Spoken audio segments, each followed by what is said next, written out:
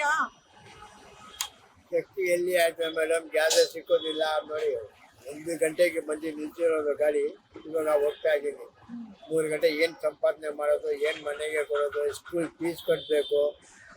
2 hour 4 hour ನಾನು ನಿಲ್ಸಿದ್ದೀನಿ. Business ಇಲ್ಲ, ಗ್ಯಾಸ್ಗಾಗಿಗೋಸ್ಕರ ನಿಲ್ಸ್ಬೇಕು. 12:30ಗೆ ಬಂದು ನಿಲ್ಸಿರೋದು, ಈಗ ಹೋಗ್ತಾ ಇದ್ದೀನಿ. 4 ಗಂಟೆ ಆಗ್ತಾ ಇದೆ. ಏನು ಮಾಡೋದು ಹೇಳಿ, ಸಂಪಾದನೆ ಏನಿಲ್ಲ. ಏನ್ ಹೇಳೋದು, ಸರ್ಕಾರ ಗೊತ್ತಾಗ್ಬಿಟ್ಟು ಏನು ಅರ್ಥ ಮಾಡೋದು ಯಾರು ಅವರು ಹೇಳಿ. ನಮ್ಗೆ ಅವ್ರಿಗೆ ಸ್ವಲ್ಪ ಬುದ್ಧಿ ಇರಬೇಕು ಸರ್ಕಾರವ್ರಿಗೆ. ಈ ಜನಗಳು ಈ ತರ ನಿಂತಿದಾರಲ್ಲ, ಏನ್ ಮಾಡೋದು, ನಾನು ಏನು ಮಾಡೋದಿಲ್ಲ. ಯಾವ ಸರ್ಕಾರ ಕೇಳ್ತೀರಾ? ಅದೇ ಮೋದಿ ಸರ್ಕಾರ ಆಯ್ತಲ್ಲ ದಿಲ್ಲಿನಲ್ಲಿ, ಅವ್ರು ಹೇಳ್ಬೇಕಲ್ಲ. ಇಷ್ಟೆಟ್ ಸರ್ಕಾರ ಆಗಿ ಏನ್ ಮಾಡ್ಬೇಕು? ಇಷ್ಟೆಟ್ ಸರ್ಕಾರ ಫೈಟ್ ಮಾಡ್ತಾ ಇದಾರೆ. ಅಲ್ಲಿ ಸೆಂಟ್ರಲ್ ನಲ್ಲಿ ಇಲ್ಲಿ ಏನ್ ಮಾಡೋದಿಲ್ಲ ಹೇಳಿ. ಈ ತರ ಮಾಡ್ತಾ ಇದಾರೆ.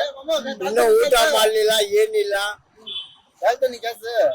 ಊಟ ಮಾಡ್ಲಿಲ್ಲ, ಏನಿಲ್ಲ. ನೋಡಿ ನೋಡಿ, ಮನೆಯಲ್ಲಿ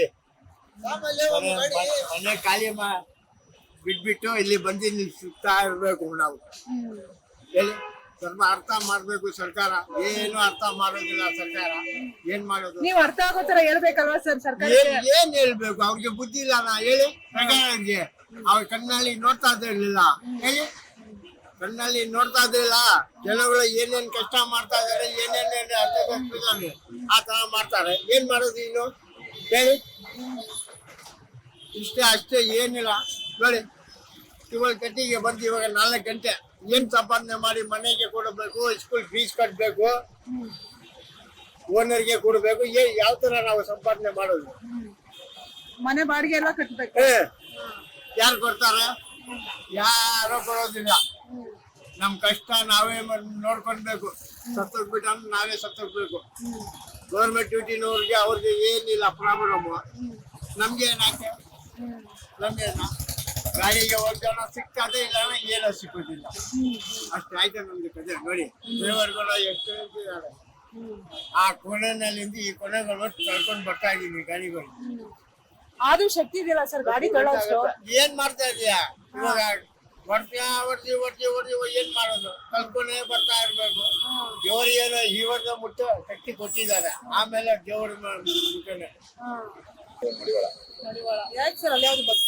ಇದಾವೆ ಎಲ್ಲಾ ಬಂಕಲು ಇಷ್ಟೇನೆ. ಎಲ್ಲಾ ಬಂಕಲು 400-500 ಗಾಡಿ, 200 300 ಎಲ್ಲಾ ಬಂಕಲು ಇರೋದು. ಇಲ್ಲಿಂದ ಅಲ್ಲ, ನೀವು ಬೆಂಗಳೂರಲ್ಲಿ ಯಾವ ಬಂಕಲ್ ಅವರು 400-500 ಗಾಡಿ ಇದ್ದೇ ಇರ್ತವೆ. ಏನ್ ಮಾಡಕ್ಕಾಗತ್ತೆ ಸರ್? ದಿನ ಪೂರ್ತಿ ಲೈನಲ್ಲಿ ನಿಂತ್ಕೊಂಡು ಜೀವನ. ಆಟೋದವ್ರ ಜೀವನ ಇದೇನೆ. ಗೌರ್ಮೆಂಟ್ ಸರಿಪಡಿಸಿದ್ರೆ ಆಯ್ತದೆ. ಆಟೋದವ್ರ ಜೀವನ ಸರಿ ಇಲ್ಲ ಏನ್ ಮಾಡಕ್ಕಾಗಲ್ಲ. ಅಲ್ಲ, ಈಗ ಆಟೋದವ್ರ ಸರಿಪಡಿಸ್ಬೇಕು ಅಂತ ಗೌರ್ಮೆಂಟ್ ಕೇಳ್ತಾ ಇದ್ರೆ ಗೌರ್ಮೆಂಟ್ ತರ ಕೆಡಿಸ್ಕೋತಿಲ್ವಲ್ಲ ನಿಮ್ ವಿಚಾರವಾಗಿ? ಏನು ಮಾಡಕ್ಕಾಗಲ್ಲ, ಬಿಟ್ಟಾಕ್ಬೇಕು. ಅವ್ರ ಮೇಲೆ ಇವ್ರು ಹೇಳ್ತಾರೆ, ಇವ್ರ ಮೇಲೆ ಅವ್ರು ಹೇಳ್ತಾರೆ. ವಿಧಿ ಇಲ್ಲ ಮೇಡಮ್ ಅವರೇ. ಆ ಗೌರ್ಮೆಂಟ್ ತಲೆ ಕೆಡಿಸ್ಬೇಕು. ನಮ್ ಕೈಲಿದ್ರೆ ನಾವ್ ಮಾಡ್ಬೋದಿದೆ. ನಮ್ ಕೈಲಿ ಏನಿಲ್ವಲ್ಲ. ಗೌರ್ಮೆಂಟ್ ಅವ್ರ ಕೈಲಿ ಇದೆ, ಗೌರ್ಮೆಂಟ್ ಸರಿಪಡಿಸ್ಬೇಕಲ್ವಾ? ನೀವು ಏನೇ ಕಷ್ಟ ಕೊಟ್ಟರು ತಡ್ಕೋತೀರಾ, ಅಡ್ಜಸ್ಟ್ ಮಾಡ್ಕೊಂಡು ಹೋಗ್ತೀರಾ ಅಂತ ಬಿಟ್ಬಿಟ್ಟಾರೆ. ಅದು ಎಲೆಕ್ಷನ್ ಬಂದಾಗ ಗೊತ್ತಾಗುತ್ತೆ. ಆ ಟೈಮಲ್ಲಿ ಕೊಡ್ತಾರೆ ಏಟ. ಜನ ಸೈಲೆಂಟ್ ಆಗಿದ್ದಾರೆ. ಎಲೆಕ್ಷನ್ ಬಂದಾಗ ಕೊಡ್ತಾರೆ ಏಟ. ಇವಾಗ ಹಿಂಗ್ ಅಂತೀರಾ, ಎಲೆಕ್ಷನ್ ಬರ್ತಿದ್ರೆ ಓಟನ್ನ ಹಾಕಕ್ಕೆ ರೆಡಿ ಇರ್ತೀರಾ.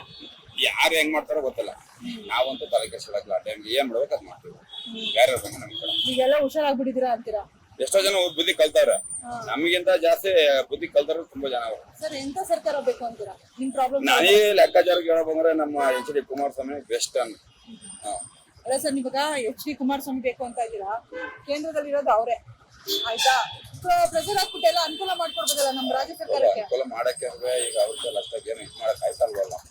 ಇವ್ರು ಸಿದ್ದರಾಮಯ್ಯ ಡಿ ಕೆ ಶಿವಕುಮಾರ್ ಅವ್ರು ಇದ್ರೆ, ಕುಮಾರಸ್ವಾಮಿ ಇದ್ದಾಗ ಈ ನಮ್ಮ ಆಟೋ ಡಿಪಾರ್ಟ್ಮೆಂಟ್ಗೆ ಈ ತರ ಅಂತ ಕಷ್ಟ ಇವತ್ತಿನವರೆಗೂ ಬಂದಿಲ್ಲ. ಈ ತರದಲ್ಲ ಈ ಸರ್ಕಾರ ಬಂದಾಗ ಜಾಸ್ತಿ. ಈಗ ಮೊನ್ನೆ ಪ್ರೆಸ್ ಮೀಟ್ ಅಲ್ಲಿ ಒಂದು ಮಾತು ಹೇಳಿದ್ರು ಕುಮಾರಸ್ವಾಮಿ ಅವರು. ಏನಂತ ಹೇಳಿದ್ರು, ಈಗ 5 ಗ್ಯಾರಂಟಿ ಕೊಟ್ಟಿದ್ರಲ್ಲ, ಇನ್ನು 6ನೇ ಗ್ಯಾರಂಟಿ ಕೊಡಿ.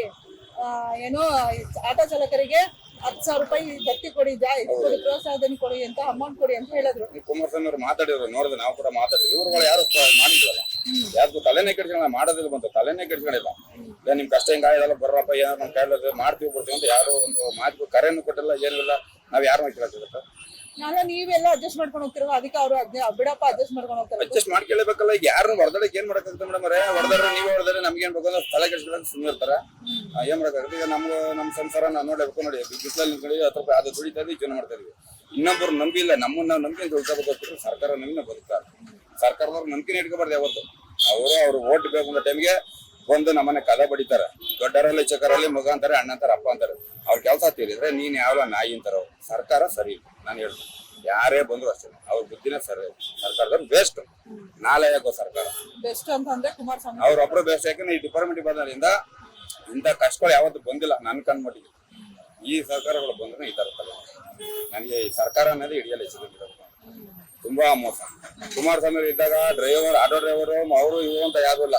ನಮ್ಮ ಕೋಟ್ಯಾಂತರ ರೂಪಾಯಿ ಸಾಲ ಮನ್ನಾ ಮಾಡ್ಯಾರ. ಈ ಕಾಂಗ್ರೆಸ್ ಸರ್ಕಾರ ಬಂದು 10 ರೂಪಾಯಿ ಮನ್ನಾ ಮಾಡೋದು ನಿಮಗೆ ಗೊತ್ತಿರಂಗೈತಾ? ಇಲ್ವೇ ಇಲ್ಲ. ಅಲ್ಲ ಅವ್ರು ಹೇಳ್ತಾರಲ್ಲ ಸರ್ ಗ್ಯಾರಂಟಿ ಕೊಡ್ತಾ ಇದೀನಿ ನಾನೇ ಎಲ್ಲಿ ಕೊಡ್ತಾವ್ರಿ ಗ್ಯಾರಂಟಿನ ರೀ? ಎಲ್ಲೋ ಕಣ್ಣಿದ್ರಿಗೆ ತರಂಗ್ 4 ಜನ ಕೊಡೋದಲ್ಲ ಕಡೆ ಇಡೀ ಕರ್ನಾಟಕದಲ್ಲಿ ತೋರಿಸ್ಲಿ. ಎಷ್ಟು ಪ್ರೂಫ್ ಕೊಟ್ಬಿಡ್ಲಿ, ಇಷ್ಟು ಜನ ಕೊಟ್ಟಿದೀನಿ ಅಂತ. ಎಷ್ಟೋ ದೊಡ್ಡ ದೊಡ್ಡವ್ರು ಮನೆ ಅಂತ ಹೇಳ್ತಾರೆ. ಇನ್ನು ಅದೆಲ್ಲ ಸುಮ್ಮನೆ ವೇಸ್ಟ್.